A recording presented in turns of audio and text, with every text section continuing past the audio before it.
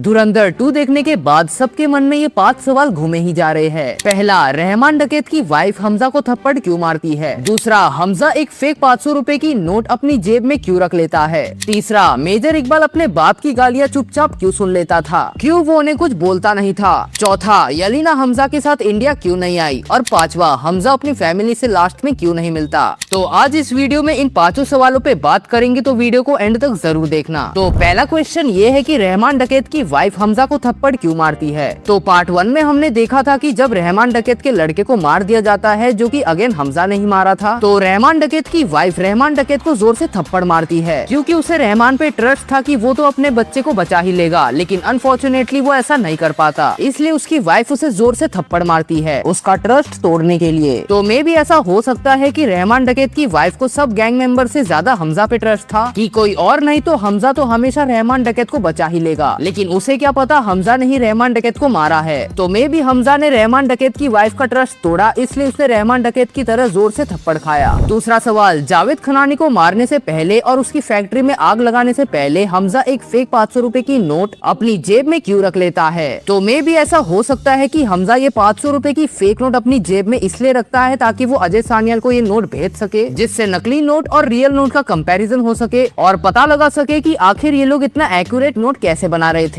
आपको क्या लगता है, हमजा ने ये फेक 500 रुपए का नोट अपनी जेब में क्यों रखा? कमेंट्स में जरूर बताना। तीसरा सवाल ये है कि मेजर इकबाल अपने बाप से इतनी गालियां खाने के बाद भी क्यों वो उन्हें कुछ बोलता नहीं था? वो उनकी गालियां चुपचाप से सुन क्यों लेता था? उसने तो एंड में कहा भी था कि उसकी माँ ने उसके पिता की सच बहुत साल पहले ही बता दी थी, तो फिर उनकी गालियां चुपचाप क्यों सुन लेता था? तो ऐसा हो सकता है कि ब्रिगेडियर जहांगीर की गालियों से जो उसके अंदर टॉक्सिसिटी आती थी, उसे वो एक टूल की तरह यूज करता था। वो अपने अंदर सारा गुस्सा जमा करके रखता था, जो उसे हेल्प करती थी इंडियन एजेंट्स को टॉर्चर करने में। चौथा सवाल ये है कि यलीना हमजा के साथ इंडिया क्यों नहीं आई? तो पाकिस्तान के लिए हमजा अब जेल में है या मर चुका है, तो अगर उसकी बीवी इंडिया आ जाएगी तो उन्हें पता चल जाएगा कि हमजा अभी भी जिंदा है और वो इंडिया में है, तो प्रॉब्लम्स बढ़ सकती है इंडिया के लिए भी और उसके फैमिली के लिए भी। दैट्स व्हाई उसे मजबूरन अपनी बीवी और बच्चे को छोड़कर और अपनी हमजा वाली आइडेंटिटी को खत्म कर इंडिया आना पड़ता है। और टेंशन मत लो, जमील मामू तो बैठा है ना, वो यलीना को सेफ रखेंगे पाकिस्तान में। अरे तू फिक्र मत कर बच्चे, तेरा जमील मामू बैठा है अभी।